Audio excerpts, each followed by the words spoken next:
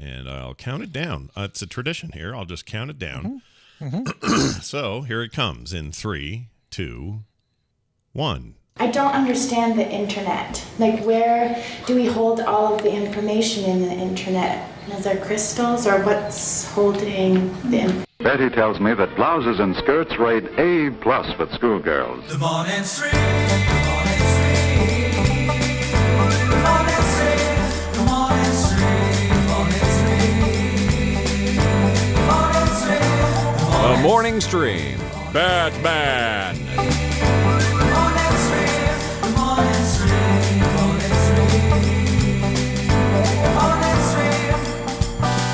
Good morning, everyone. Welcome back to TMS, the morning stream. It's Monday, February 22nd, 2021. So that's 2/22/21.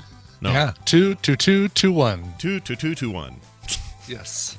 A year from now, you're absolutely gonna go ape shit on the during the opening of TMS. Oh, I'm gonna lose my mind.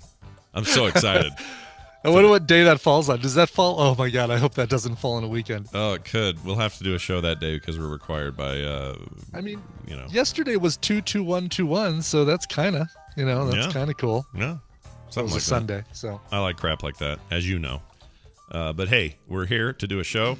Feels like a long weekend because it kind of was. The BlizzCon stuff was busy, a lot going on, a lot in our heads, and it feels good to get back to the rigmarole. Had this been a real BlizzCon, we may not even be here today because we'd still be sort of recovering. Yeah, I'd probably be flying back today because I do the day after maybe a trip to Disney, right? Blizneyland or whatever they call it. Yeah. They couple the two. But I've tried that.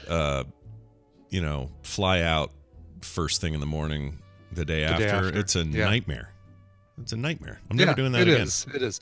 You see everybody in the airport though, and they're all on the Wi-Fi and they're all playing Hearthstone on their. Yep. Although I guess in 2018 they were all playing. I saw a lot of Switches playing Diablo 3 in the. Oh sure. That year in particular, but prior to that, it was. It's always Hearthstone ever since 2014. Ever since they announced it or brought it out. 2/22/22 is a Tuesday. Okay. Great. Thank you. All right. Victor. Set your clocks now, everybody. Yep. Just tone it in because we're making it happen. Hey, we were just talking before the show about how Daft Punk broke up. And not broke up like, Beatles style where they don't like each other and they want to go do their own thing. It sounds like they're just like hanging it up. They're just like, okay. But you kind of do wish that there was a little bit of that. Like you've got like a robot fight. Yeah. Then I get to. I want to see enough of your boops and beeps. I want to see them tear each other's armor off. Not armor, but they're like biker helmet crap and all that. Just so I can see how old these dudes are, because they've done this magic trick for all these years, almost 30 years, where you never could see who's in there. And I know we have pictures of who these guys are. It's not like it's a it's not a super whatever, but kept secret. But because you do that and that's your thing and that's your gig, and they barely ever see who these real people are, they never age. They're just robot men who live forever. And that said, yeah. I have no doubt in my mind that when the right, like 10 years down the line or 5 years down the line, there's going to be a thing. Oh my God, Daft Punk is reuniting for this one thing, like a new Tron movie or I'd take the Tron movie thing. Junkie XL remix of something or whatever, and they're going to like get back together for one more project. So I think that means their last major thing was the Weeknd collaboration, I think. Was Starboy, yeah, I think so. I don't think anything else. So now we just have Mother effing Starboy and no Tron sequel, no other rad thing that we want. That's right. Like I said, I'm almost willing to put money on it, saying that they'll reunite for something in 5 years or 10 years or whatever. I would normally, for fun for the show, take a counterpoint, but I actually agree with you. I think they will. So. Yeah. It's what everybody does. I mean, the Eagles even made a joke out of it. Yeah. You think they end up in this is a real test of the Rock and Roll Hall of Fame. Does an EDM artist pair like them make it in there now that they've had this big long run? What do you think of that? Yeah, it's a good question. I feel like the Rock and Roll Hall of Fame has broken so many rules as far as what genres of music they allow in there that it would be hypocritical for them not to allow an EDM Yeah. band in there. I mean, if they've got a couple country performers, they've got a lot of rap. Yeah, lots of rap, lots of hip hop. Yeah. All sorts of business. That's right. And the person that's going to induct them into the Hall of Fame is going to be Fatboy Slim. I like this. I like that. That's great. I'll just call it right now. Norman Cook will get up there and sweet and induct them into the Hall of Fame. Nice. Either that, or or it'll be the Weeknd. Oh yeah, the Weeknd will do it. He'll say, but "Get in here, you mother." He may not make it out boys. there because he'll get trapped in those hallways behind the stage and be looking around and trying to get it and get lost. And it's so bright in here with all these lights. Yeah, that meme just keeps They're giving. blinding. Yeah, I enjoyed that. That's my favorite part of that. You see that? Sorry, this is one side note about the Weeknd. Fine performer, well done, hell of a career, good job, Super Bowl, all this.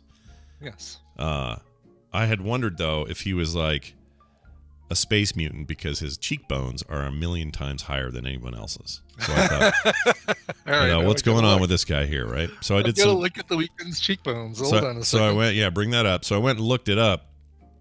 100% had work done. Really? Yeah. No way. And he was really open about it. Like he went to some events with like bandages all over his face when he was still healing. Like he didn't hide it. It was like a. You sure that just wasn't the bandage shtick? Because he has the bandage shtick. He does have the bandage shtick, but if you go look at, let's see, where's that comparison shot I saw? It's really crazy. And again, I don't have any. Yeah. I don't have any pain toward it or anything. It's fine. Let's see, where is it? Okay, so he has got. There's the full story behind his January bandages. 14th. Oh, recently. Yeah, pretty recent. Like just a little bit before. Yeah, those aren't. I mean, there's no way those came with the box. Is what I'm saying. Do you know what I mean? Like, there's hold on a second, because I'm saying it's fake plastic surgery face. So really, really, it isn't just the shtick. Yeah, I think it's just the shtick, isn't it? Oh, so that right there, I just put in our Discord. Those aren't permanent. That stuff. No, let's see. Here's what's going on with the Weeknd's face. Is the article. Wow, I can tell. When he revealed a radical new look on social media, totally creepy selfie. The Blinded by the Lights singer.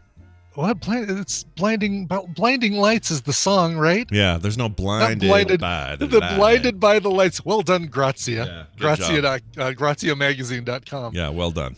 Well done. You guys killed it. But it's just a stunt, as the facial alterations were all prosthetics for the new music video for Save Your Tears from his new album. So did he have? You didn't have these at the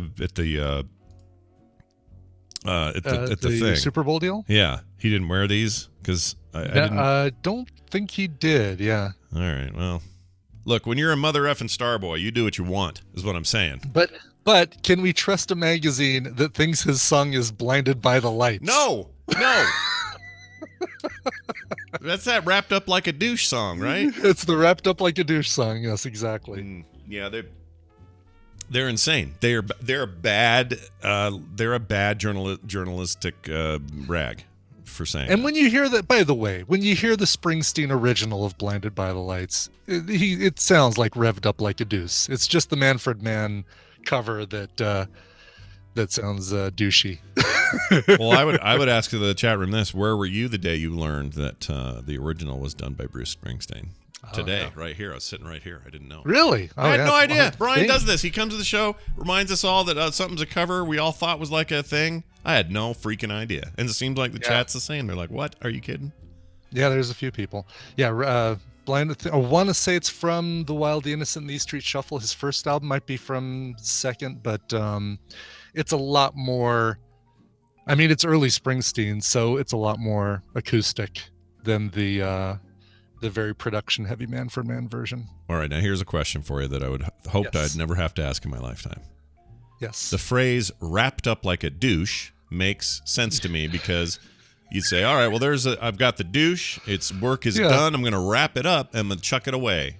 But if you say revved up like a deuce, I don't know what you're talking about. Like At a all. Deuce coupe, like a little Deuce coupe, like a car. So you rev it up. What's a Deuce? A Deuce. It's a car. Specifically, you're gonna ask me specifically what kind of car a Deuce is? Yeah, well, I don't know what that is. I've never heard of It's it. Let's see here. What is a Deuce car? Oh, there was a car called the 1932 Ford Deuce. There you go, the Ford Deuce. Oh, it's one of those like hot roddy front end looking gnarly. The minute you see it, you know it. It's Exactly. I just had never heard of it before. Okay. Oh, the Deuce. So the Deuce is because it's 1932. So the Deuce comes from the 2 in 1932. Oh, that's interesting. Otherwise, it'd just be 1930. 1930.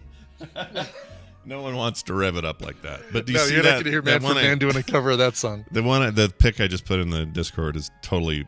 Now I know exactly what it is, and it makes sense that you would rev one up. You would rev one up. Yeah, you rev up like a rev it up like a Deuce. All right. Well, Another runner in the night. this has been great. Hey, Now I would also argue a different kind of Deuce would be something you'd wrap up. yeah, especially if you're camping. Take care of your stuff, man. Yeah, wrap up that Deuce, would you? And Bury then it. Take it far away. Yeah, bury it. Get it down way deep. Okay, here's the fun thing I want to do today. The other day, finishing up a documentary that I think I'll probably include as a side recommendal this week when I get to it. Cool. I don't have to talk about what the documentary is, except to say that it covered a lot of stuff from the 80s, 70s, and 80s. And specifically in the 80s, for some reason they brought up Robert Stack's original Unsolved Mysteries.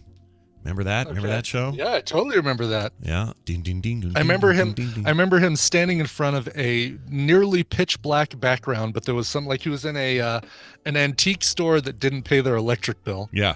Yeah. And, That's a good way of putting it. That's exactly it. And he would stand there looking all serious, going, "Do you have any information that would lead to us getting this guy in jail or whatever?"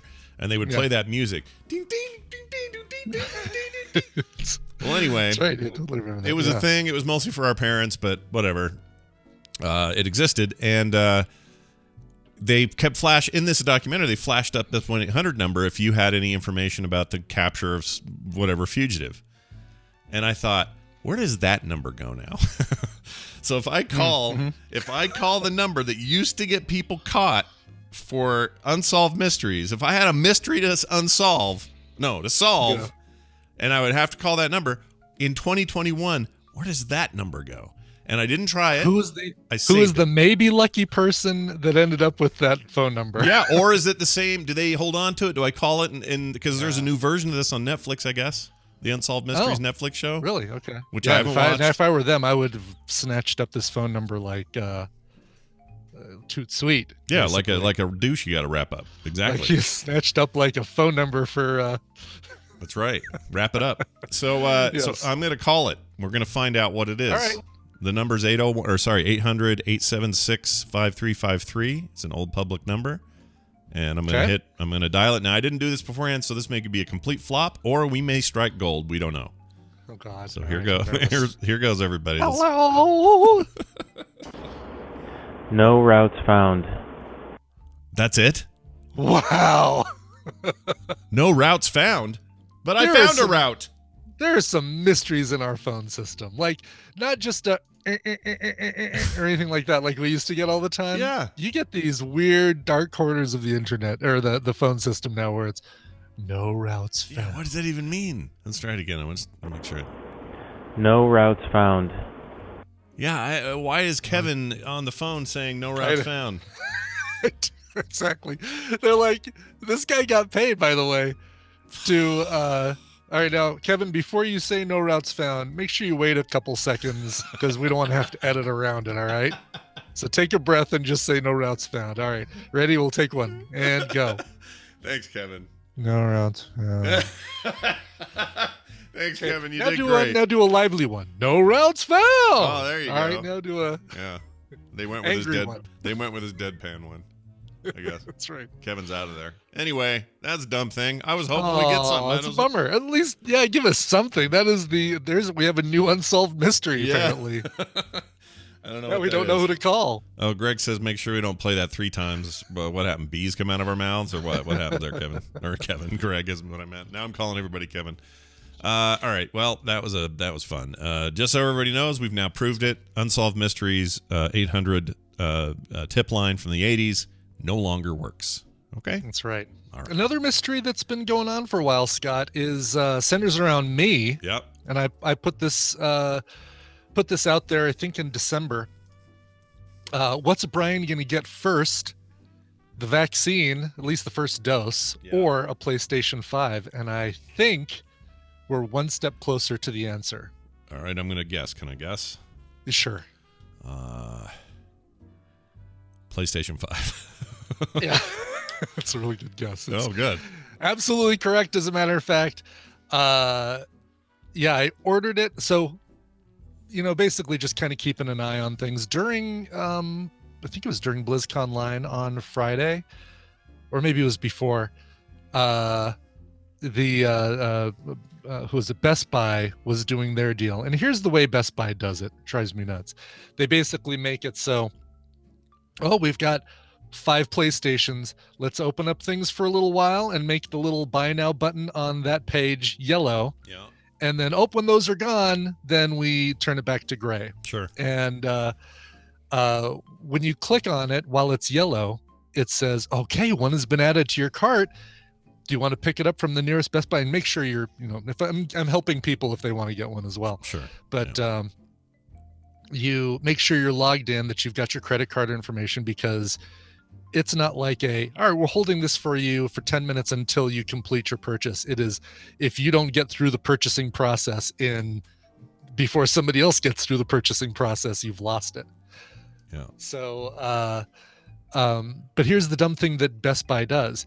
It says, all right, would you like to pick it up from the closest Best Buy to your location? Which in my case is Denver you mean West. You mean one of the dumb things that Best Buy does. Got it. One of the dumb things, one of the myriad Sure. of best things, Big list, worst big things list. the Best Buy does, dumb things the Best Buy does. For sure.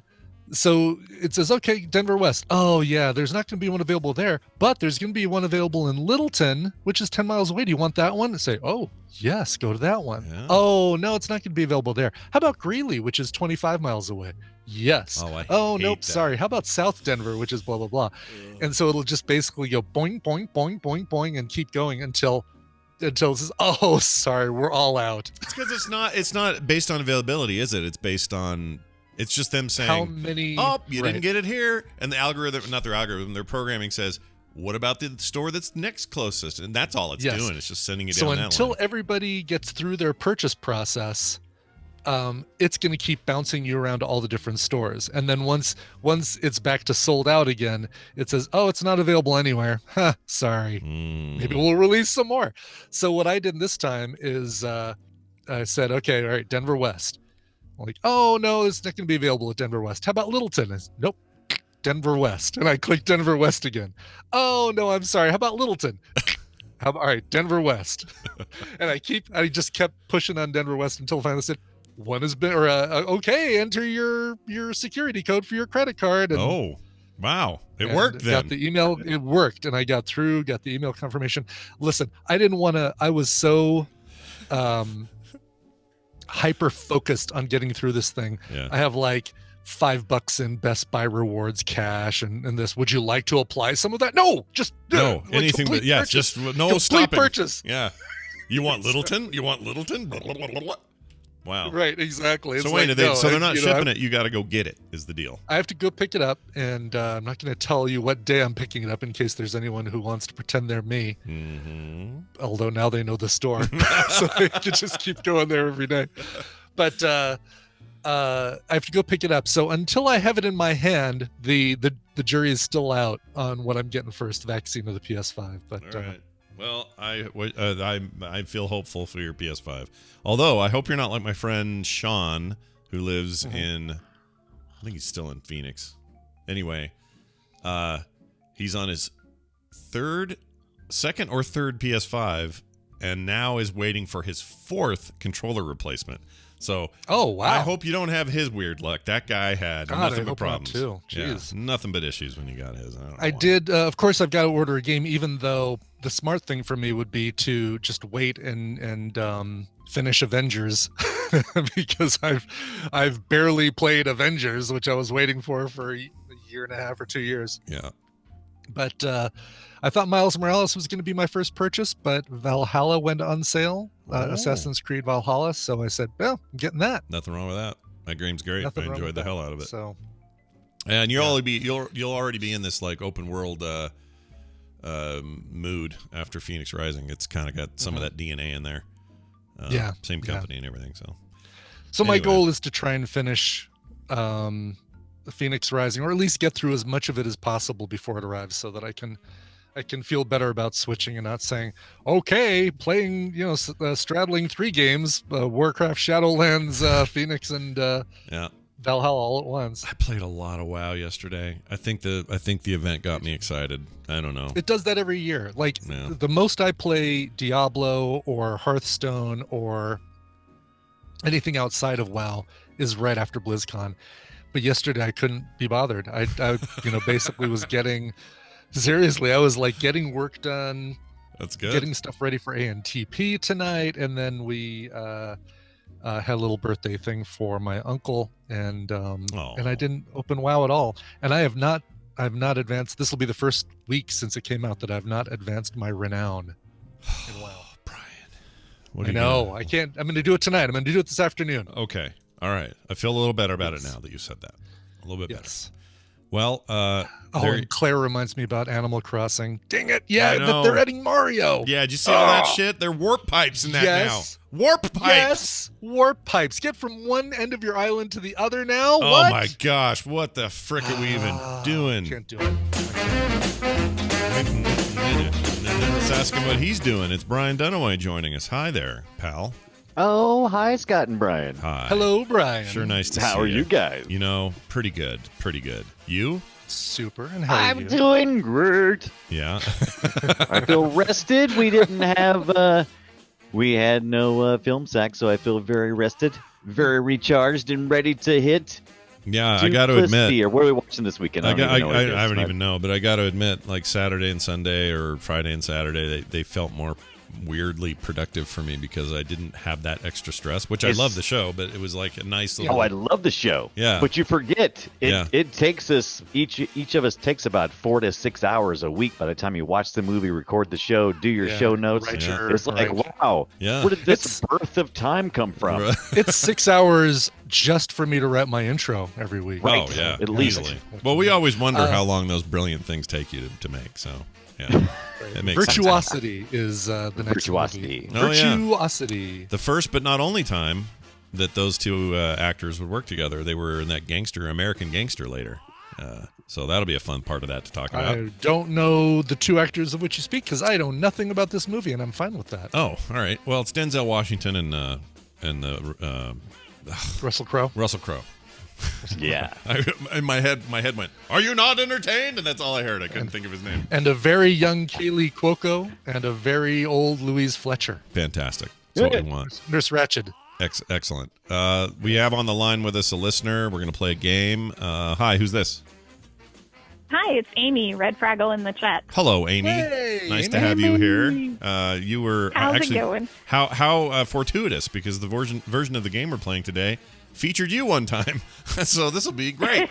Hey, Brian, why don't you explain to Amy how this works, even though she was one of those people one time? She's on this side now. That's right. We're playing What's Your Nerd? I've interviewed a member of the Tadpool and asked them 9 questions and a subject in which they consider themselves nerdy. Scott and Brian are going to take turns predicting whether or not our guest will get those questions correct. If they predict correctly, they receive a point, and the first player to 5 points wins the game. Amy, as always, your job is to choose which of our 2 hosts will more accurately predict our guest's knowledge in their category. If you're correct, you win our prize package, which includes everything you could possibly want to drink. That's right. You're going to get a bag of Kahawa coffee from Kahawa Roasters, which is awesome. And you're going to get a bag get a bag of tea from Phoenix Pearl Tea, phoenixpearltea.com. So you get tea and coffee. It's almost like you're a flight attendant asking passenger 1A what they want to drink. Very nice. Both of those shipped directly to you. Very cool. Speaking of Kaylee Cuoco, she was a flight attendant asking if you want coffee or tea in that show she did. That's right. It all comes back to Kaylee Cuoco. All roads lead to Kaylee Cuoco. All right. So before you can decide which horse you want to back, Amy, we're going to our guest. Let's find out who our guest is for What's Your Nerd. Not hearing it. Oh, you're not? No. Poop on a stick. We just thought there was a long pause. You know what? I switched my microphone over, but I didn't switch this over. There we go. All right. One more time. Who's our... Let's find out who our guest is. I'm here with Barry Fulk. Hey, Barry. How you doing, man? Hey, Brian. Good. How are you, sir? Good. It's time for What's Your Nerd. Now, you told me... Well, you gave me a few choices. The one I decided on was Inception. Oh, you put the idea in my head. How long has it been since you've seen the movie? So, it's actually only probably been about a month. The backstory on this is when it came out and there was such a big buzz. It was a time that I was going to see movies every week, and we were going to go see Salt, but the buzz was so big, and I was worried about spoilers. This is before I was listening to you and Scott. And so we saw it. And it is one of those few movies that I had no preconceived notions going in and totally blew me away. The combination of the plot, the cinematography, and certainly the music blew me away. I really don't know if I blinked in the last 30 minutes of the movie. Yeah. And I was physically exhausted. And I'm like, that was fabulous. Went to see it again the next night. And I think I ended up seeing it 4 times at first. Like, it was just one of those movies that just completely grabbed me.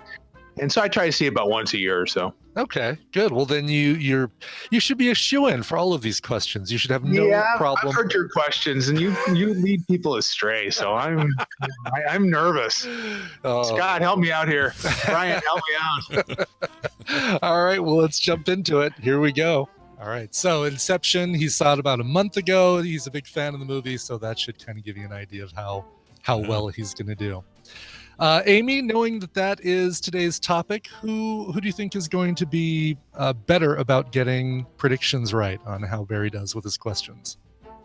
Oh, so much pressure because I really want this little prize package. I'm like all about the coffee and the tea. Yeah. So let's go with Scott to win. Okay. I like that. And then do I pick who goes first, or? Because you picked Scott to win, he automatically goes first. Oh, look at that. That's how that works. Because it starts him out with a little bit of an advantage. All right, cool. Maybe. I don't know. Let's do it. All right. So I asked Barry during the first level of an Inception, 5 minutes of sleep in the real world is equivalent to how long in dream time? Oh, man. So for every 5 minutes, how long is is it in dream time? Oh, well, like Barry, the dream time. It's not important for you to know it, but if you have a guess, you can give me your guess. It's more important. I don't remember, but knowing, I also love that movie. I have to think that if he saw it that often then and then tries to see it once a year, it's like the way I do Waterworld. He's probably going to know. So I'm going to say yes, he'll know. Okay, he'll see if he knows. And by the way, 5 minutes is 1 hour in dream time. And Larry Kenobi guessed correctly. Yeah, they had a calculation where it slowed it down. I want to say it was like 20 times slower, so an hour. An hour is exactly right. Yeah! Good job. Yeah. Nice. He got it right. He didn't get his math right because 5 times 20 is not 1 hour, but he did get the question right. So well, that's why I was nervous at first, because when he said the math, I went, oh, and then I heard him say the answer, and I went, ah. That'd be 1 hour and 40 minutes by my math, but it doesn't matter. You got it right, so very good. Since you have the lead, this next question goes to Brian. I asked Barry, when recruiting a new architect, Cobb visits his father-in-law in what city? All I heard was Barry, Scott. Sorry. Could you repeat that? Sorry. I can repeat the question. When recruiting a new architect, Cobb visits his father-in-law in what city? Oh, okay. Absolutely. I mean, you just watched this a couple of weeks ago. We did on for Netflix. Film So I mean, Yeah. yeah. So come on, yeah, absolutely. Okay. All right. Let's Barry see. will know this. Barry. Let's see how he does. So I believe he went to Paris, France to visit with him, played by Sir Michael Caine. That's right. That's exactly right. Yes. Which automatically gives any movie just an extra level of status. Gravitas. Yes. Good Correct. gravitas. So good job, Brian. He did know that one. Good All job. right. Goes back to Scott. Okay. I asked Barry, what is Ariadne's totem?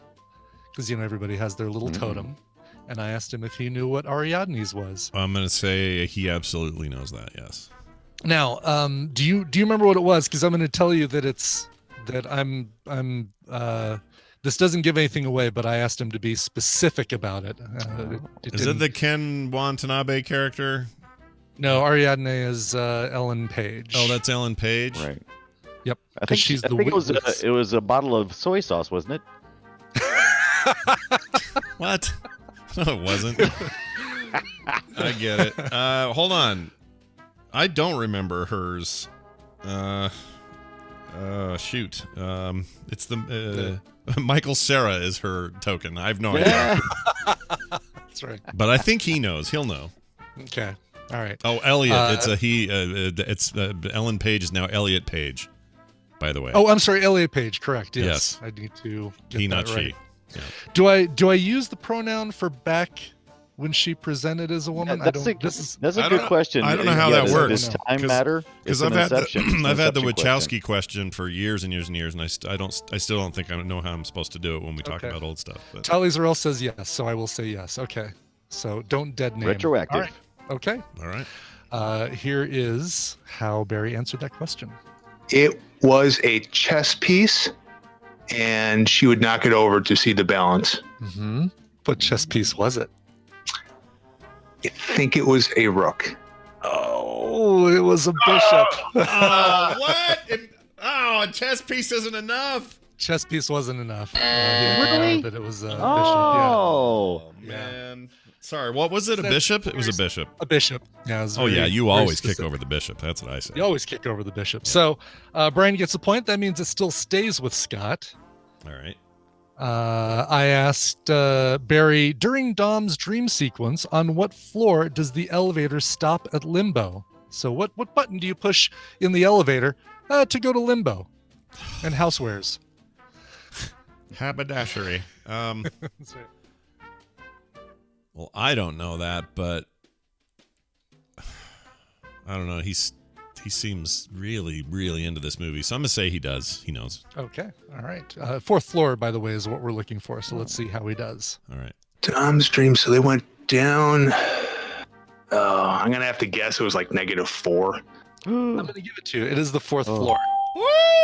Negative positive. Good job, Barry. Very. It's a very European thing, right? That's right, exactly.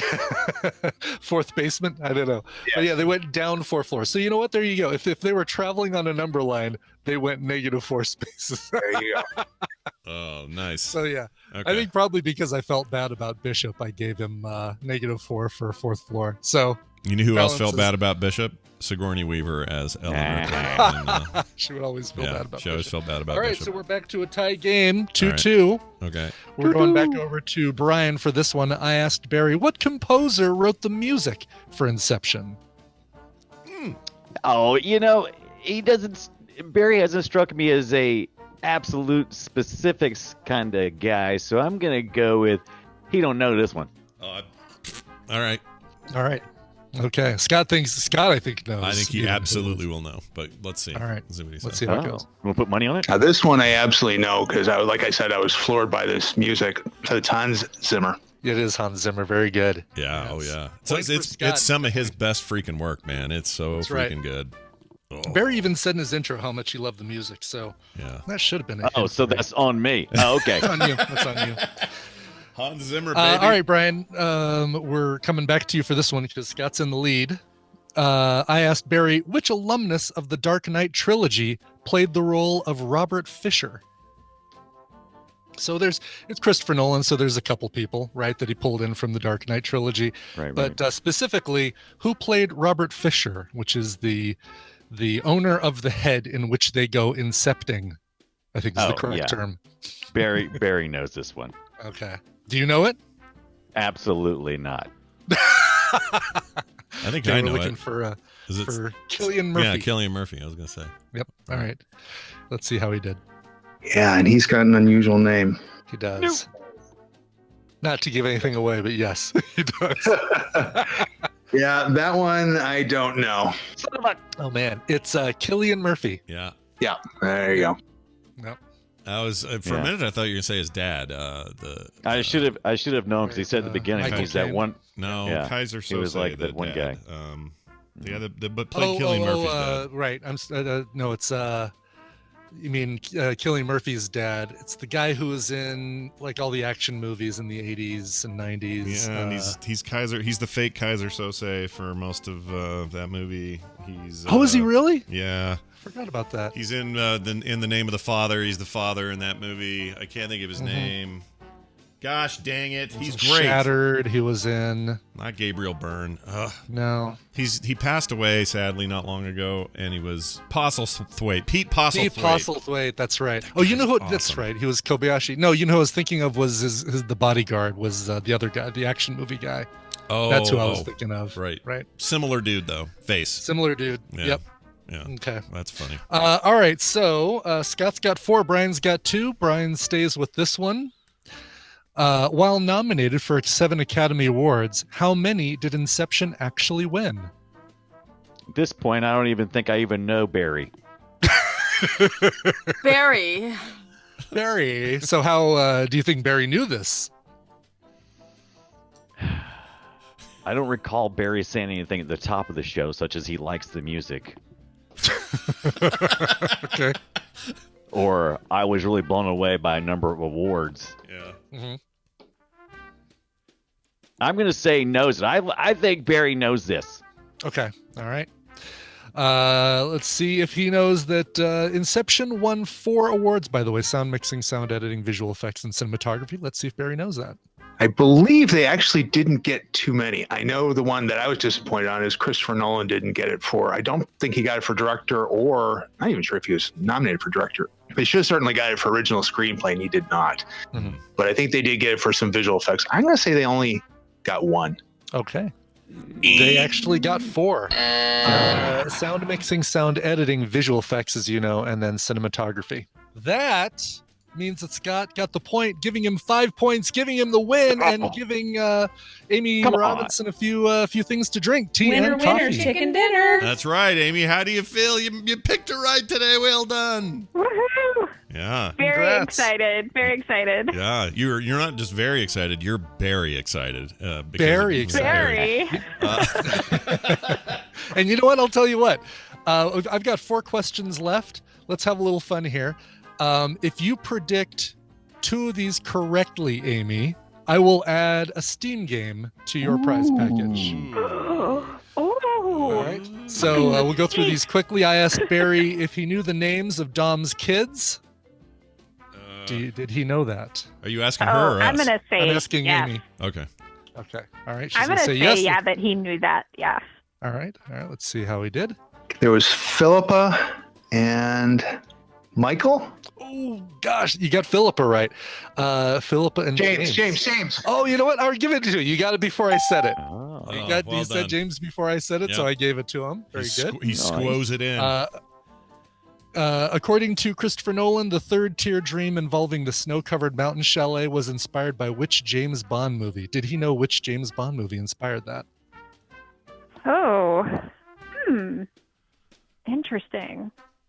Well, he seems to really like Christopher Nolan, so he seems like the kind of person who would have read the liner notes, for lack of a better term. Right. Watch interviews and stuff like that. All right, cool. Yeah. All right, let's see how he I'll did. say yes. I'll say he knows that too. Okay. Well, this is an area I am not an expert in, so hopefully they picked that I didn't know it. Boy, it's going to be a Well, let's pick one that I know for sure is not right. It's going to be Moonraker. Yeah. There was snow. I think there was skiing in Moonraker. There might not. Well, maybe there wasn't. On Her Majesty's Secret Service. Oh, okay. One Lazenby Bond. Oh, yeah. Right. So didn't get that one right. But you still have another couple chances to get this, Amy. I asked him, who says the following line, "Your condescension, as always, is much appreciated, Arthur. Thank you." Did he know that Eames said that? Yeah, I mean, he watched it a lot, so I'm going to say the dialogue is probably a pretty easy get for him. Yeah. I realize I'm just guessing yes on all this, but he seems to really know the movie. Yeah. All right, let's hear how he did. That does sound like it was Eames. He's the counterfeiter. That is exactly right. It's absolutely Eames. Congratulations, Amy. Those two are awesome. I'm adding a Steam game to the prize package, and then there was one question left. I asked him which cast member of Inception hosted Saturday Night Live twice, first in 2009 and again in 2012. Anybody have a guess? Let's all guess. Which member of the cast? Yes, which member of the cast hosted SNL twice, first in 2009 and again in 2012? I'm going to say, I bet it's Joseph Gordon-Levitt, if I had to guess. Yep. That's my guess as well. That would be... All three of your guesses would be that? Let's see if that's right. I'm going to guess Gordon-Levitt. That's exactly right. Good job. Hey, does he go by Gordon? Yeah. Gordon-Levitt. Gordon. I'm going to call him Gordon if I ever meet him. Gordon, I love your movies, Gordon. Well, the last name, Joseph Gordon-Levitt, because Gordon-Levitt is the hyphenate, and it's his last name. Oh, that's right. I forget it's hyphenated. I always forget that. Yeah. Well, It's I'm going to call him Gordon middle anyway. name. I'm doing it no matter what. Very good. Well, you guys all did really well, and Barry did really well. He did. Barry. So congratulations. Amy, you get the prize. Scott, you win the game. Yeah. And Brian, you win my admiration for just being who you are. Oh, that's fantastic. Well, Amy, I'm glad you won because, as you know, we're big fans of yours, and we're glad that you were a winner, chicken dinner. Have a fantastic week, and email Brian. He'll send you those codes. Yes. Coverville. Send me your mailing address, and I'll get coffee and tea out to you. That's right. Coverville@gmail.com, and we'll see you soon. All right. That's right. Big thanks again to Phoenix Pearl Tea and Kahala Coffee Roasters for their prizes today. Yeah. I'm sad to lose, but glad when someone wins. Yes. Except Scott. I don't like it when he wins. Oh, well. For me. Well, good, because I'm going to win tomorrow on our episode of The Boop Show. That's right. Me and Brian and Dunaway every Tuesday, we do a little show called The Boop Show. And what is it about? Well, let me tell you. It's about video games, usually of the indie variety. A lot of weird stuff we find on Steam and other places that we end up recommending to you fine folks. If that sounds interesting to you and you want to hear a couple of chuckleheads laugh and have a good time, then go check it out. That's tomorrow afternoon at 3:30 Mountain Time live, or you can just check the podcast out later, whatever you'd prefer. Brian, anything else you'd like to mention? I'm playing a lot of Valheim this past weekend. Oh, yeah, Valheim. Hooked. Yeah, Valheim. I'm also playing. I think I'm bad at Valheim. I am absolutely bad at it, and it is one of those games. It's a survival game at its core. Yeah. And what about one more? That's what I keep doing. It's like, I'm almost done. I'm just going to play for 10 minutes. Yep. Just one more. Yep. One more rock. That game's just one more. One more build. One more thing. Have you fought any bosses yet, or is it all just building so far? No, I haven't got to the first boss yet. Have you fought the deer boss? I think that's the first one. No, but apparently it's like super heavy metal and cool to see. Sweet. Yeah, like the music gets real weird, and it's like just like freaking Viking metal, like badass. Awesome thing. 3 million copies sold in 3 weeks on Steam. Yeah, they've done really well. They've done really well. Good on them. They're making a lot of money. Hey, Brian Dunaway, nothing but the best to you and yours, and we'll see you next time. See you guys. Bye now. Wait. There it goes. All right.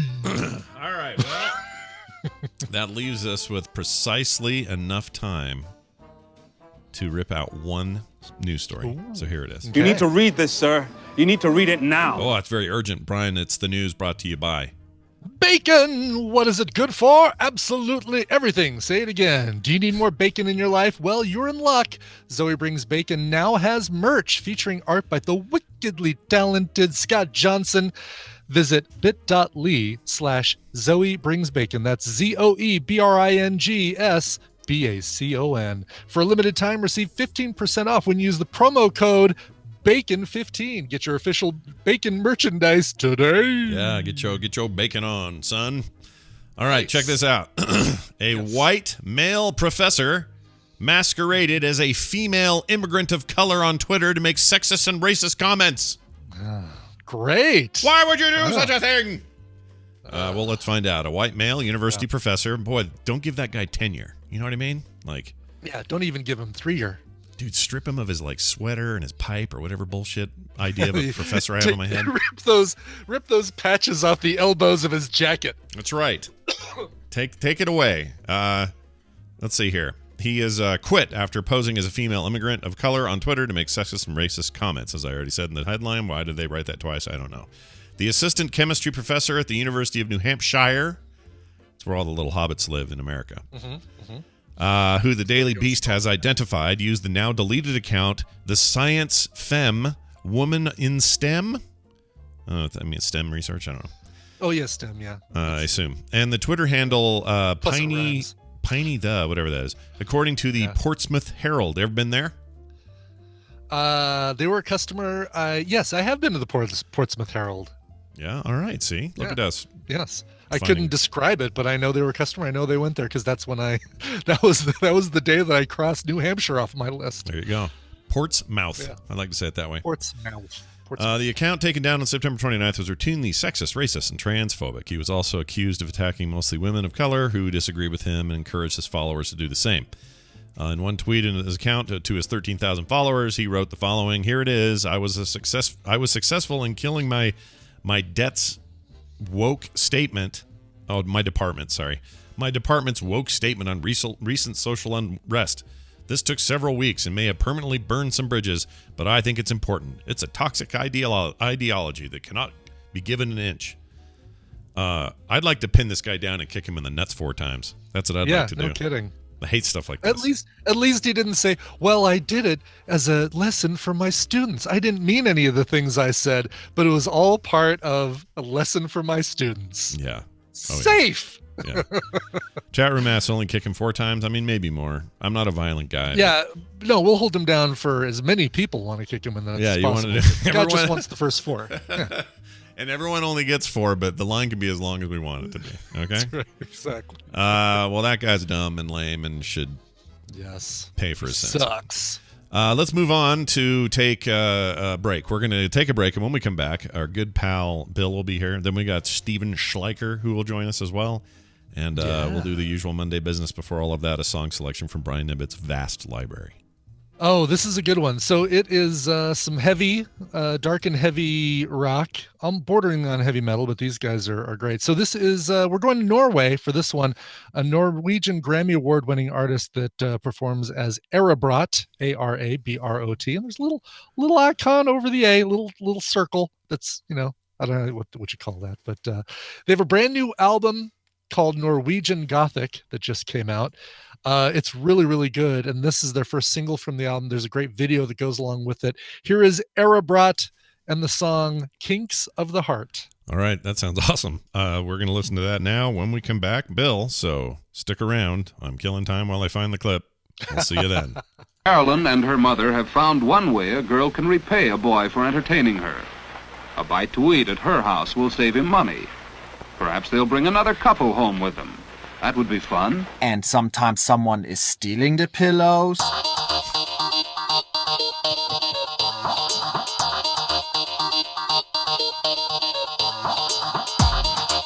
The Morning Stream. A little dabble do ya?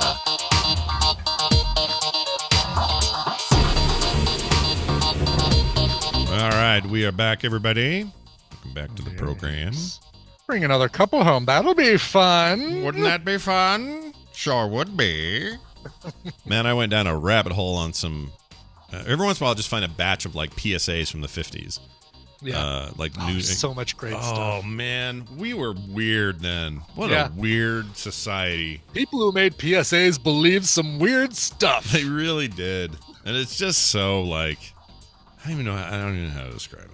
It's really, really odd, but hey, whatever. It makes for good fodder for the show. I can tell you that. For sure, yeah.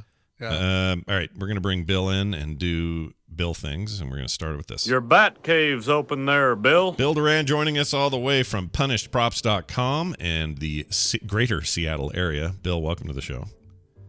Good morning. All our snow is gone. I know. Wow. So's ours, weirdly. We had 1.5 feet the other day. Well, last week. It's gone now. Oh, yeah. Melty. Goodbye. It's just like that. I went to this. Basically, wherever people piled it up when they were shoveling snow, it's still there, but everywhere else is gone over here. Yeah. I went to the beach on Saturday. It was great. Oh, I mean, it fun. was cold. It was really cold. Yeah. And I didn't go swimming. You didn't get in. You didn't get in there with your. I don't know. Your. Someone was. There was a guy down the beach who was swimming. Polar Bear Society member. Yeah, he had something to prove, I think. Not me. Well, good for that guy, I suppose. But what's weird is all of that horrible snow, ice, and weather disruption in Texas and kind of down the middle of the country like that. And today it's like 75 degrees. Mm-hmm. No more snow. It's all gone. Where was that last week when we needed it? Right. Yes, exactly. Anyway, good luck to everybody down there. They're still dealing with the aftermath of that mess, but at least it's warm again. So normal Texas weather incoming. Anyway, well, Bill, it's good to have you here. We always talk about cool stuff in the maker world, and that's the world you inhabit. So why don't you tell us what we're doing this week? Today, I want to dive under the hood of the YouTube game by the numbers, because our YouTube channel just crossed 50 million views. Wow. Congrats. Yeah. Nice. Not a small number. No, it's very good. We've been at it for a while now. We're also pretty close to hitting 700,000 subscribers, which makes us the 36,832nd largest channel on YouTube. Whoa. Well, that's crazy. You really have those? They give you those numbers? That's a thing you can get, those stats? Yeah. Okay. Awesome. We have some work to do, but look out, number 36831 coming after you. Coming after you. It's a lot easier just to look at the next step in the ladder as opposed to looking at the top of the ladder. Yeah. So what's fun, something I started doing, I'm glad I did this when I started my channel. I keep track every year of all the stats of our channel. Mm-hmm. So every year I'm like, hey, how many videos do we publish? How many per week is that? How many new subscribers did we get? What's the growth percentage? How many views? That sort of stuff. How much money did we make? All of that. I've been keeping track since we started our channel in 2011. In December of 2011, I started my channel. And I figured we'd dive in, because I think this is interesting stuff, and people might get a pretty interesting perspective here. All right. Well, you've been at it long enough. You've got lessons, so why not share? I do, and I have lots of data. Oh, data is great. So the channel was started in December of 2011, but I didn't post that first video until February 2nd of 2012. And in that first year, I published 13 videos, and that earned me 195 subscribers. Nice. Nice. Now, and let's see, since then, we've published nearly 700 videos, so we've been busy. And as an example, the next year in 2013, we published 93 videos. So I jumped way up, started publishing videos like crazy, and that scored us another 8,000 subscribers, which was really cool. And every year, for the most part, that number keeps going up. Although 2020, not so much, but there's a lot of disappointing things about 2020. Yeah. Yeah. Got a whole list going right now. Yeah, absolutely. So the first year, 13 videos got us 200 subscribers. Another 100 videos got us 8,000. The next year we did another 100 videos. We got another 11,000 subscribers, and it keeps going up and up and up. Is the early really lesson? paid off. Oh, that's what I was going to ask. Do you think the early lesson on all of that is just consistency means consistent growth at whatever rate? If you just keep putting up content, whether it's exponential growth or just trickling, either way, you're going to grow because you're consistent. Yeah, and especially if you're learning, getting started, might as well make a lot a lot of videos. Just get a lot of practice, repetition in. In fact, in 2016, we were averaging more than 3 videos per week, which, if I'm being honest, was a little crazy. Yeah, a lot of videos. It's a lot. It's a very tough bar to set for yourself to maintain. Yeah, too much. And ever since then, every year, our number of videos has gone down, which is really interesting to see it climb up and then fall back down again as we sort of figure out what pace is good for us. Right.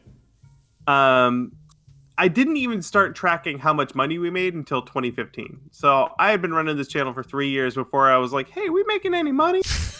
And in that first year, or in 2015, we made $2,500 in ad revenue. That's not bad. Now That's I made not bad at all, yeah. I made 105 videos, so that's about $25 per video. Yeah. And I'm here to tell you, I put a lot more than $25 worth of work into every one of those videos. Yeah. Your hourly rate on those videos not great if you look at it from that perspective. Not at all.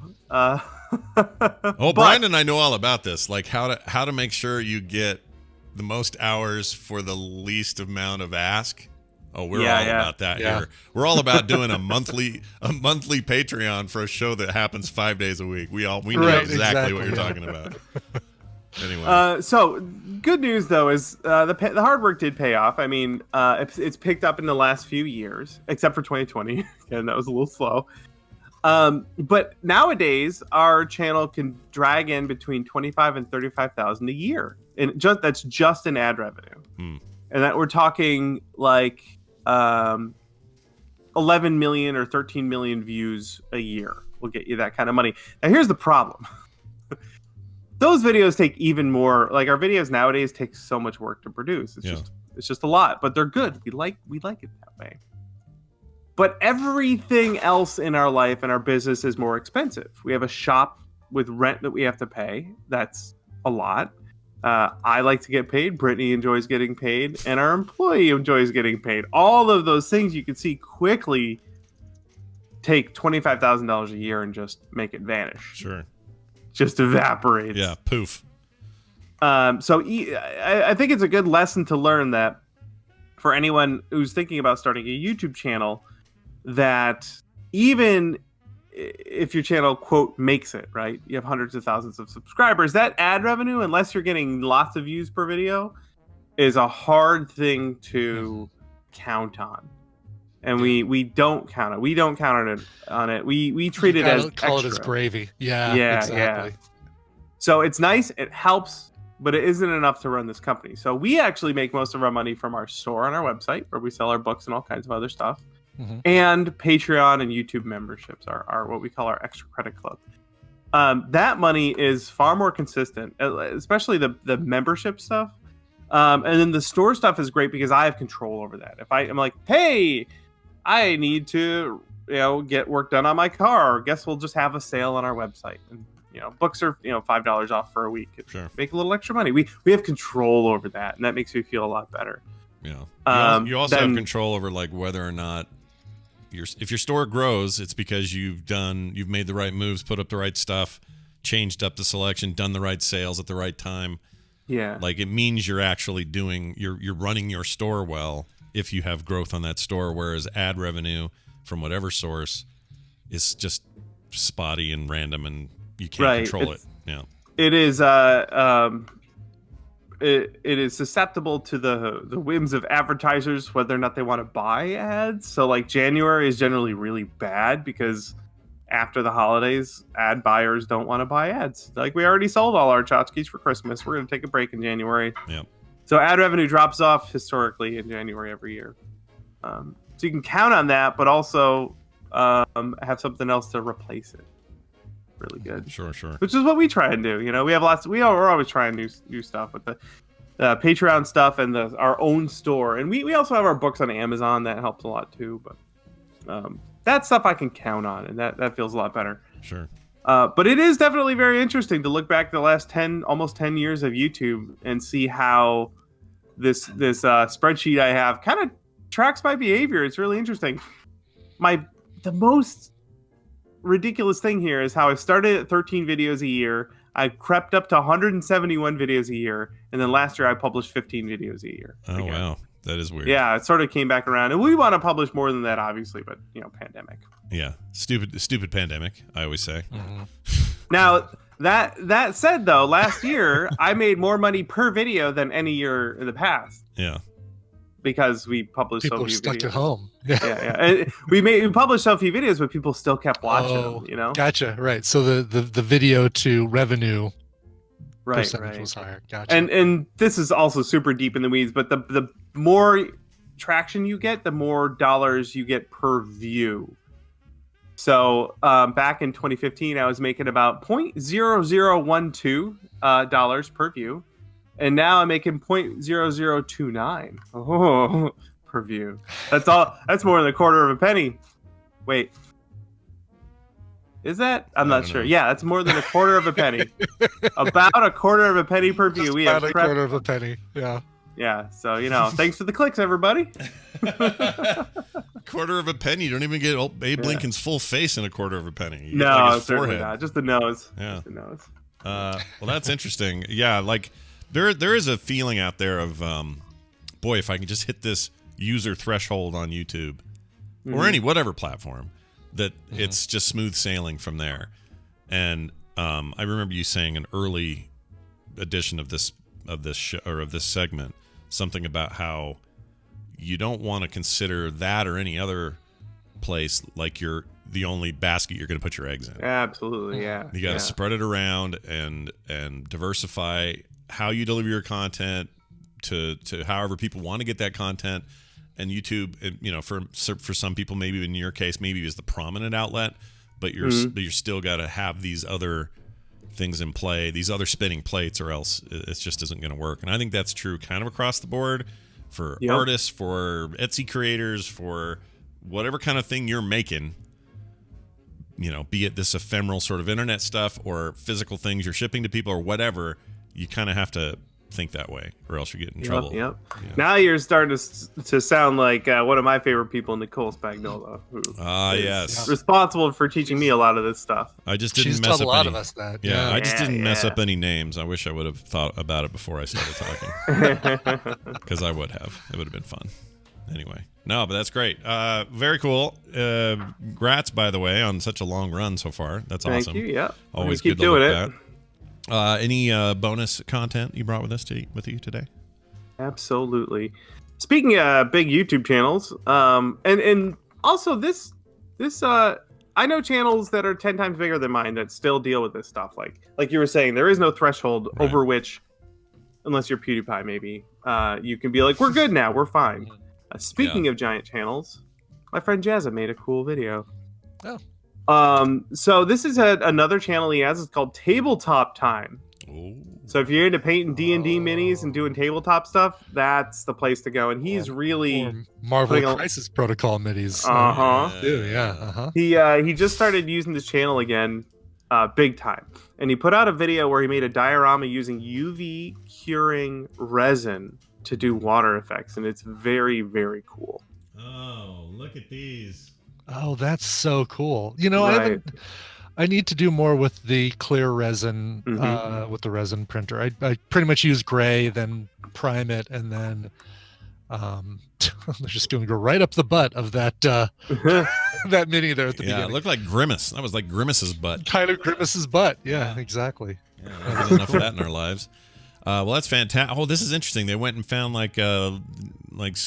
dime store dinosaurs and stuff to build their thing. Yeah, I'm watching this because they're ripping the pieces apart to create an amalgam. Oh, that's hilarious. That's they're right back to that butt again. Jeez. Yeah, the butt gets featured prominently. It really does. It's just right there. It's got a good shine on it. It's got a couple of good highlights. They used a good gloss paint on that one. Well, when I first saw it, I thought it was actually a light in the room that was reflecting off of it, but it's not. He's painted it, and the paint. Yeah, the highlights are painted. It's really good. It's a really well done job. Anyway. Oh, look at this that he's doing with the particle board. Yeah, like ripping it apart by hand to make a rocky That's great. texture. That is amazing. Yeah, it's really good stuff. Yeah. So yeah, the channel's called Tabletop Time. It's run by our buddy Jazza, the illustrator. If you look up UV resin for his diorama, you'll find it. It's neat, and I'm sure lots of other people are using this UV resin to make cool stuff too. That's really cool. Although I don't know why this pantsless guy's going after this fish, but whatever. Well, that's great. Bill Duran, it is always a pleasure to talk to you, and glad you're doing well. Everyone check out his stuff, punishprops.com. There's no in there. I put that in. Also, the YouTube channel, which you can just Find by searching for Punish Props. You'll run right into it. Bill Duran, Chimbeard on Twitter. Have a fantastic week. You too. See Bye. you next Monday. Bye. Bye. Okay. After the show, remind me to tell you something. Okay. Just remember, say, hey, Scott, you told me to tell you something. And you're going to tell me that my butt's just as shiny as Grimace, right? Yeah, That's and that yours is also done with paint. It's an illusion. Yep. Resin, shiny resin. Brian's resin ass. Resin ass. All right, major spoilers coming in. Excited to talk to Steven. I don't know why. Yeah, I don't know if you saw, I made a change. He texted us both, and I put what he texted in the show notes. So I missed that. I tried to we're run calling an audible, and instead of talking about what he said to talk about, we're going to talk about WandaVision. Oh, well, let's see how this goes. Steven Schleicher. Hey, look who it is. It's Steven Schleicher all the way from Hayes, Kansas. What's going on? Hello, Scott. Hello, Brian. I'm Hey. chilly. Hello. It's cold in my office. Hey, let me tell you this. I really Okay. enjoyed being a guest on your lecture-y thing last week for your class. That was great. Thank you for having me on there. And then Friday we had Chip Mosier, who is the head of content at Comixology, come in and talk about working in a company and how dealing with the Amazon environment and those kind of things. So that was really fun and cool. Did that one kid go, not that I'd ever want to do this or anything, but... He had a lot of, there's something I don't understand. Can you answer this question for me? Because I don't understand. It's all right. He was, That's why you're definitely, there. That's why you're there to shape these young minds and prepare them for the right. next generation of leadership, right? Well, you missed the best part where he came out, I think on Wednesday, and said, "I make it a point to never talk to women." Oh, great. That's that same kid, right? It's the same kid. Okay. Yeah. That's fantastic. Everyone keep an eye on him. We need to keep a dossier on He's that going. kid. He's going places. We don't know where, but he's definitely going places. It's gonna get weird. Anyway, hey, it's good to have you here. I did not see the Audible. My text, for whatever reason, thing. Oh no, that's fine. Open, but That's all right. That's what I'm here for, is to put that stuff in the chat so you don't have to worry about it. Now, well, and a lot of this came from pre-show talk. So people who are listening who are not part of the Patreon feed, where you get all the pre-show talk, you need to sign up so you can hear what we're going to, in context, what we're talking about. Exactly. I did want to just make one tiny note, though, about the thing we were going to talk about. Okay. I've been reading Constantine books. Yes. And I didn't know there was a series happening at HBO Max. So I just wanted to put it out there that I'm proposed. excited. It's in the works. Okay. They don't have anybody really attached to it. It hasn't been given a green light. So if they do this right, and HBO Max is the place for this, oh man, here's the thing. They already did a Constantine series over on NBC. Yeah, but it was poop because it was NBC. Right, it was NBC. And then they had to take that guy. And then they had to take that guy and put him on Legends of Tomorrow because everyone thought he was so good at it. So he was really good at it. He and, was, you know, but it's just he's one of the best reasons to watch Legends of Tomorrow. I agree, but the problem is it's NBC, it's milk toasty, they hold back on the network television, and I hate it. Yep. Constantine is freaky and weird, and right. It can't be on a sanitized network television network. I agree. It has to be on something where you can go weird. Yeah, go dark. weird, go dark, like take you to go places with that character. And if they do that, hey, hire the guy again. That's fine. Mm-hmm. Get him in there.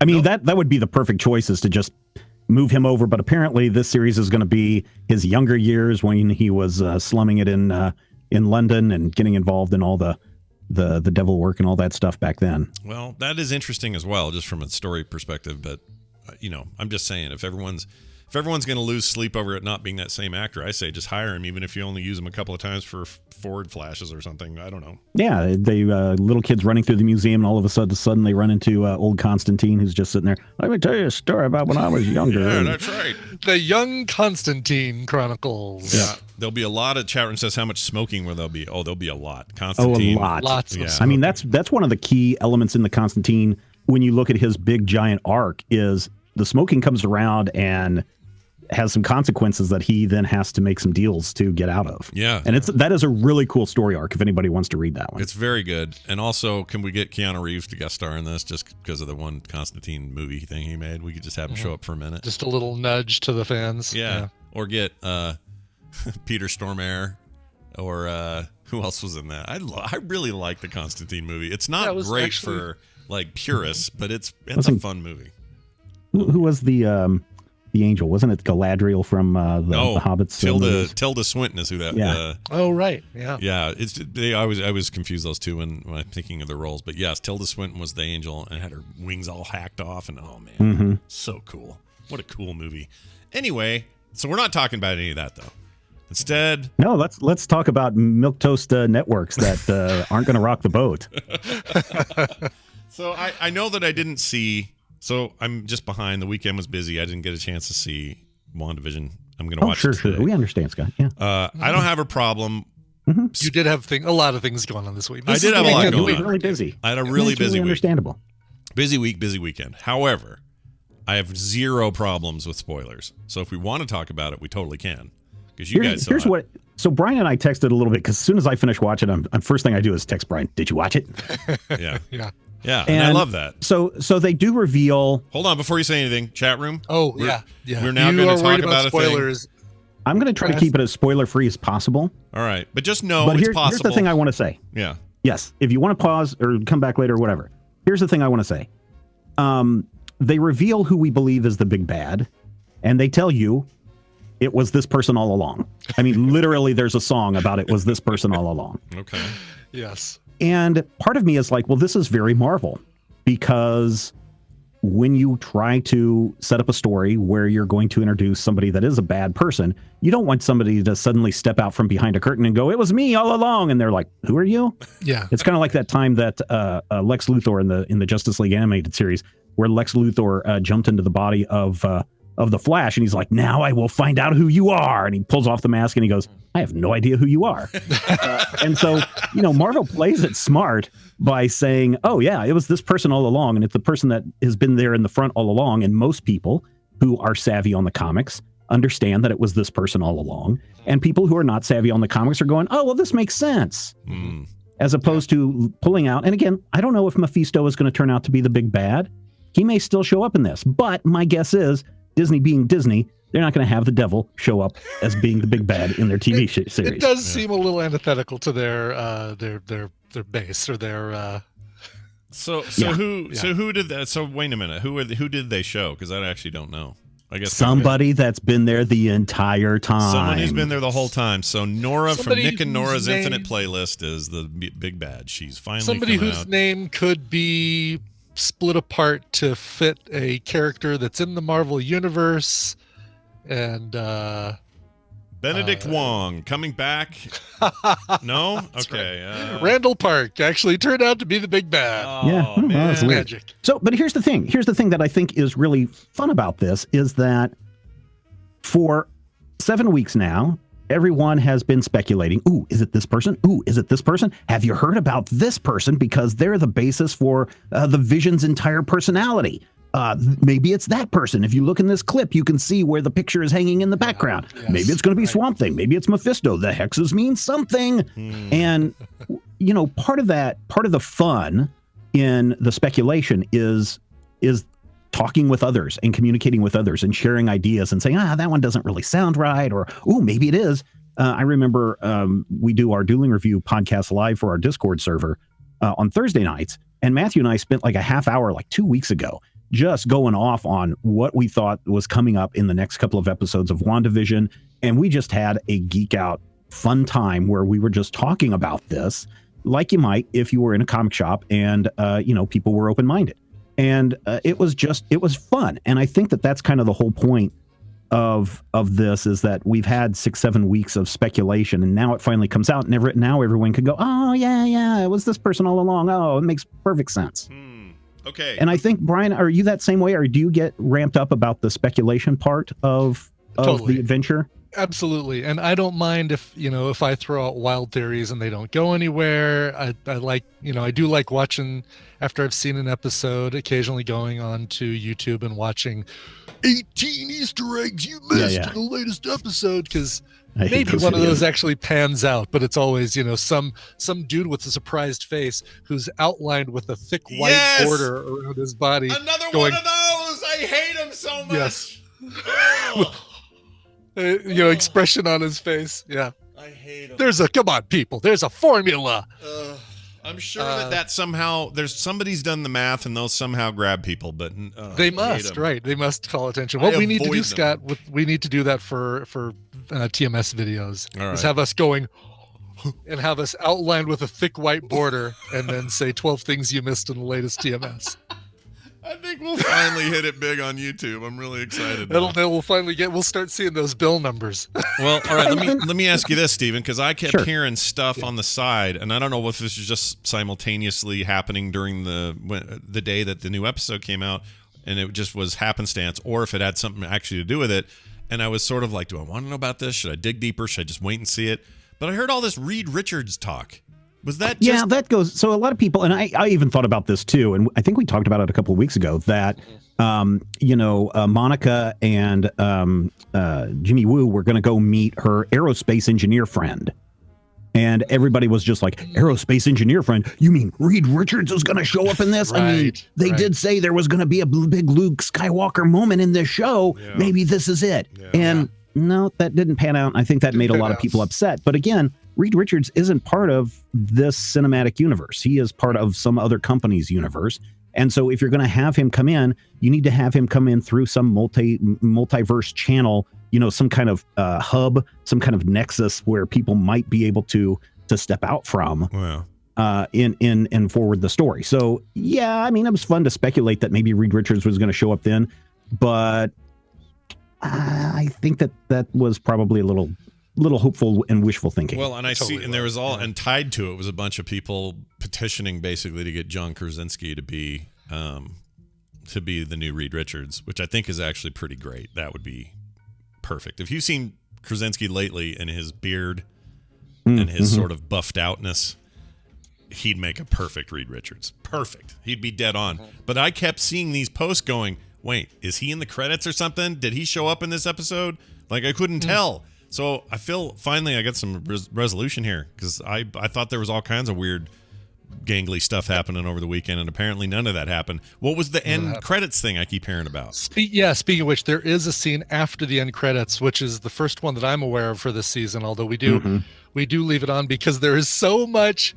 Disney Plus has so much stuff at the end of like, all right, here are the regular credits. Yeah. Now here are all the different credits for each language localization, that if you stop after the regular credits, you look on there, it's like, oh, there's still 4 minutes of show left. And then you go back and it's like all these credits for all these different languages for the dubbing. Yeah. But there is an end credits scene that you need to make sure you watch. Okay. Yeah. And it's not really a super surprise, although it does feature two characters that you've seen throughout the show kind of bumping into each other. Oh, yep. Really? Okay. All right. And one of those characters, this is one of the things that you and I talked about over text, Stephen. I am so happy that they are acknowledging this person's role in the MCU and what they become, and how they're getting us there. Even if it's not the regular origin, they're still getting us there, and I'm so happy about that. Yeah, that is the other thing I really liked about this series is not only is it just, hey, we need something to get to the next big thing, which is Doctor Strange and the Multiverse of Madness, but it's also an origin story for a superhero that will show up in the next installment of a particular other movie that will be coming down the pipe. Yeah, it's so pretty I great. think that's really cool. It's really cool to see them doing this just like it all. Like I was already kind of amazed over the last 10 years at how Marvel did what it did with the MCU and did so successfully. And so even when they had hiccups with a couple of movies that aren't stellar, it didn't matter. Like they just did amazing things with Marvel. And then to parlay that into television and pull people from the films to that, and then have that all connect somehow, and then have it pull back out into a movie eventually. Like, this is all so rad. Yeah. What a cool time to be alive, man. Like, you wouldn't have convinced me of this stuff. Go find me when I'm 14 and try to convince me this was going to happen. I wouldn't have believed you. I'd have been like, so the other question... Go ahead. Yeah, the other question is how many episodes are there? Originally, there were supposed to be 7, then there was 8. I looked at IMDb today, and it lists 9, but it doesn't list run times of those final 2. Oh, yeah, there's only 2 left. Someone in the chat said earlier, not 3. Correct. Right? Yeah, there's two left, and I mean, again, the people were basing so much on somebody very early on saying there's about 6 hours of show runtime. And if that's the case, then those last two episodes are going to have to be a little longer. Yeah, an hour and a half long each, which I don't see. I can see, maybe they do need a lot extra to wrap up on that very last episode, but I'd be totally happy with that. Make them as long as you need to make them, and I will watch the whole damn thing. Yep. Now, a lot of people are still talking about, this big Luke Skywalker moment. I think we've already seen the big Luke Skywalker moment, although I'm still holding out hope for the Captain America guy. What is his name? Chris Evans. One of the Chris's. Chris Evans, where he says, news to me that Captain America is going to show up in WandaVision. That still, leaves the door open for, hey, look at Johnny Storm walking through the right. Dude, I would lose my shit if he shows up as Johnny Storm. I would lose my mind. That would be so great. Oh my gosh, I would. Because it would mean so many cool things. Number one, getting the Fantastic Four officially into the MCU. And also just seeing Chris Evans playing that character. Yeah, again. like even if it's just a fluky, like you said, combining of universes and it's temporary and whatever the Fantastic Four is in the MCU is different or whatever, just to do that crossover. And I know that they've got the mind for it because they did it with Quicksilver. Why couldn't they do it again? And that would be amazing. And I hate those movies. Scott, those movies are bad. Scott will never find out because he'll never watch another episode of WandaVision. Whatever. I'm only one behind. So I'm watching it today, and it's a good episode, Scott. I think you'll really enjoy it. There's some. This is an episode that I thought the very first episode has some very creepy moments. This episode, I love how they pitch it as a not really. The breaking the fourth wall, I think, is the title of the episode. Yeah. But there are some legit scary moments in this episode, especially when it comes to what happens to the kids. Ooh. All right. Yeah. Well, you've intrigued me. And the TV show that they dial into, or the two TV shows they dial into, I think are just great choices. Tina and I are laughing right off the bat about specifically what I think are the two TV shows they borrowed. Well, one of them is pretty obvious just from the opening theme song. One of them is pretty obvious, the music, and exactly. And some of the way that they try to do the mise en scene documentary style is very, very on point. So yes, well, that's how you know for both of them. Yeah. That's how you know we're getting. That's how you know we're getting toward the end of the series, though, because the further in the future they get with like sitcom types, the closer we get to. Thank God we never got a Seinfeld or a Friends. Oh man! Oh, you know what? I kind of would have liked that. I would love a Seinfeld version of that. Get out, Vision. Didn't even think about that. That's right. They did kind of. That's hilarious. They did kind of jump over with. They skipped the '90s. I would argue they went late '90s and went right to like Malcolm in the Middle style, and then forward. Yeah. So it's too bad. There could have been a great little coffee shop diner in Westview that they could have hung out at. Yeah. Damn. I love it. All right. Well, more on that next week. And also, the one other thing that we weren't going to talk about today is that Trailer Park Boys are getting a comic book treatment, and we probably don't have to say much more than that. No, what more could be said? It's a little odd. There was something that you talked about in the pre-show, Scott, about Watchmen.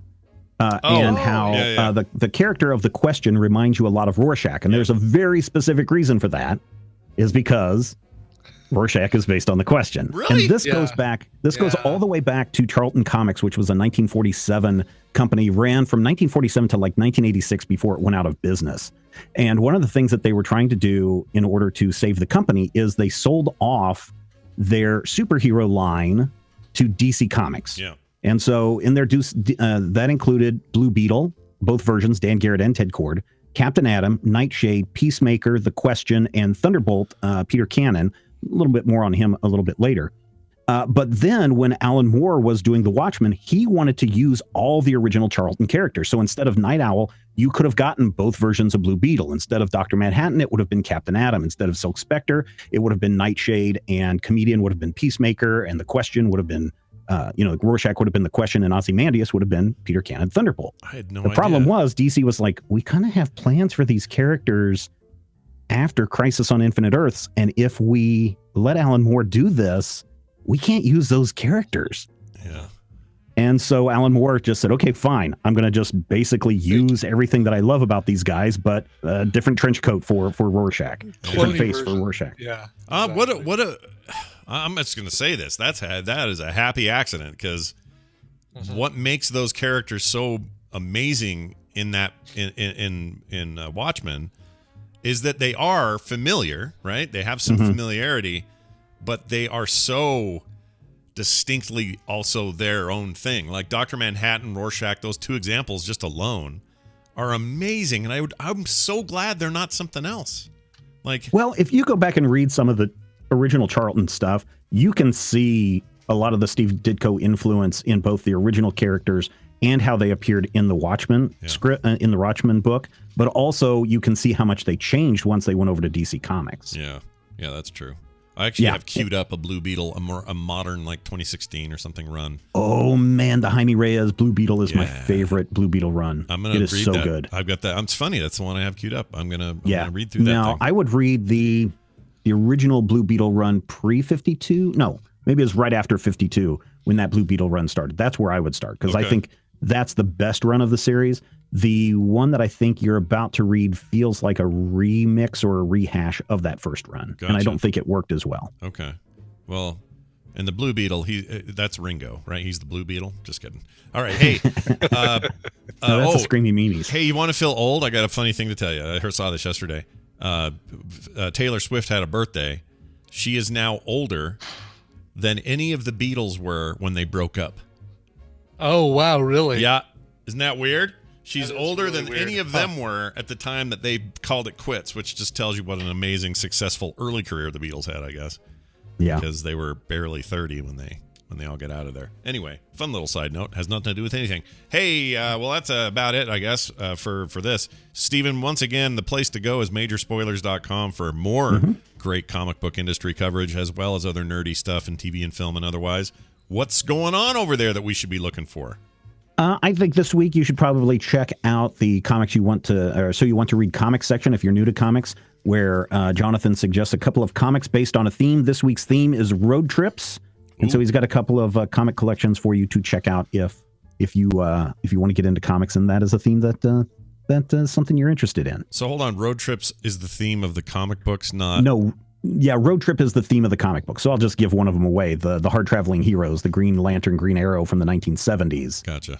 Is part of that theme. So gotcha. Okay. Not necessarily comics for a good road trip. No. Okay.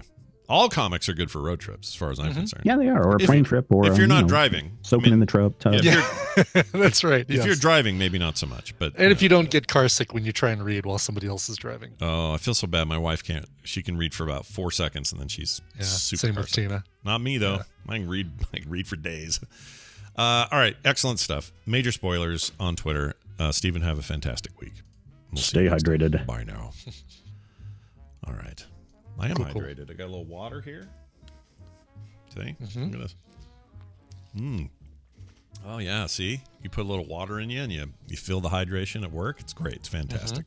It's like one of those commercials where the blue lines start going through the cutaway of your body to show you actually getting hydrated. Yeah. I love those. That's how it works. I love the headache ones, too, where it's like...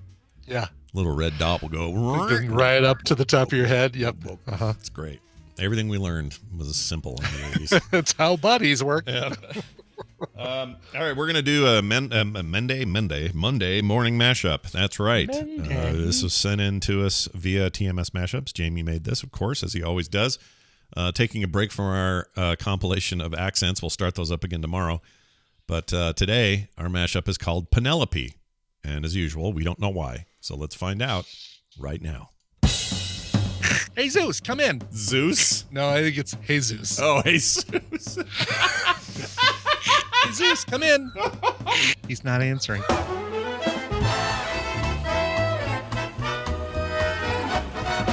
Borka, borka, borka, and then they leave it there, and you just grab it and go. Exactly right. I belong to the Church of the Smoking of the Pot Sea.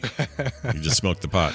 Do you find it offensive when people call you bald? Yeah. Do people call you bald? They can, and I have absolutely no problem with it because it's, Most things won't offend me personally. But I'm more than just my baldness, okay? Yeah. There's more to me than just a lack of hair. Lack of hair. And lack of chair. He established some company called Magnifico. Magnifico.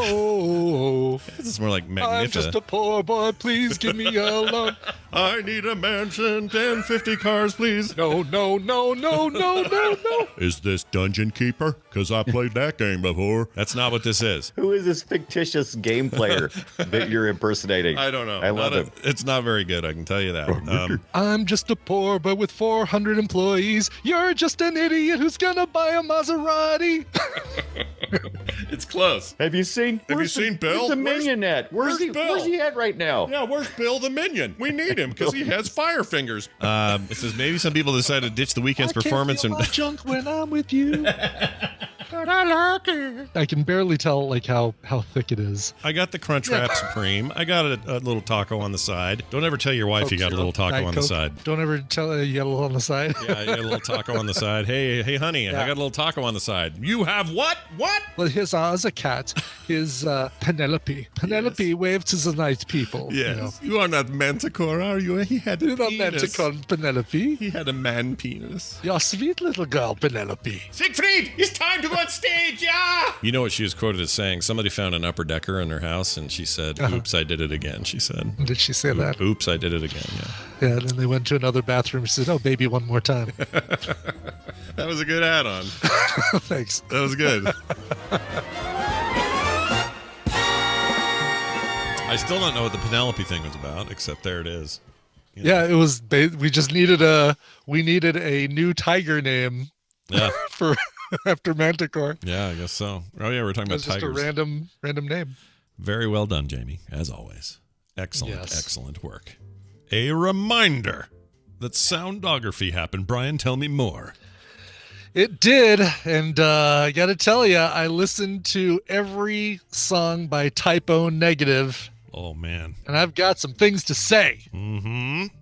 But you're not going to hear it here. You're going to hear it over on Soundography. Soundography.com if you want to hear our latest episode where Hammond and I listen to every song by Typo Negative, and you can hear what we thought about that sort of thing. It strikes me that may have been one of Hammond's picks, right?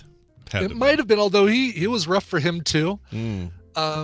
I'm familiar with them because of their great cover of Summer Breeze by Seals and Crofts, which is a bizarre thing for them to cover. It's really good. We decided, all right, well, let's listen to the rest of it. Yeah. And there might be some surprises in there about how we felt about it. Okay.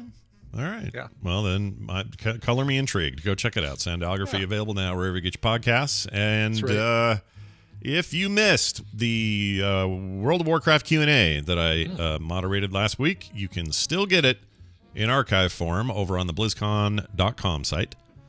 So if you wanted to hear that and see how it went, you can go check it out. I understand this one, they've put up a new version that eliminated the mouth noises from one of our guest mics. Did they? That's great. They did. Which at first was... Wow, so they had to do that via different channels, right? Well, yes. And we were recording different channels. We had a really cool audio setup going on. And that's why I'm surprised it got in. But also they had to... Okay, here's a little secret to the sauce. Yeah. We recorded this ahead of time, not by much, but enough time for them to, make sure we didn't have any outages, power, ISP. They got to be able to control that stuff. So we recorded this before the live airtime, but wanted it to feel, raw. There's not like a ton of editing or anything. But I think they just missed it because it was just crunch time. There's just only so much you could do. But here's what's funny. I think this is why the world gets so conspiratorial about things. As soon as everything of the con was done, it was up in archive form, except for the Q&A. Okay. Because they were going to go back and eliminate those mouth noises. But the players were like, what happened to the Q&A? Why isn't it up there? What do you think they're trying to hide? Do you think they're taking something out there? Yeah, they all had these conspiracies about a question got removed, or they let something slip they weren't supposed to, or something like that. Oh, no, they told us about Anduin. Oh, no, they weren't supposed to. Yeah, and they're like, no, they just were fixing some audio issues. It's not a big deal. So anyway, but it was meant to not seem, like for all intents and purposes, we did it live. Mm-hmm. The reason for doing it ahead of time was to just be sure we didn't have if you have a massive failure live, let's say my internet goes out, that's bad. So exactly. No, it makes absolute sense why you do that. There's no reason you're not interacting with the live watchers, so there's no reason to take that risk and do it live. No. We wanted to be able to give that feeling of like, I'm asking questions in real time, and they're answering them in real time. And we're not editing questions. We're not editing answers. And that we maintained that, and that was good enough. So anyway, if you missed it, you can go see the whole thing now. It's up and cool. So go check it out. I really had a good time doing it.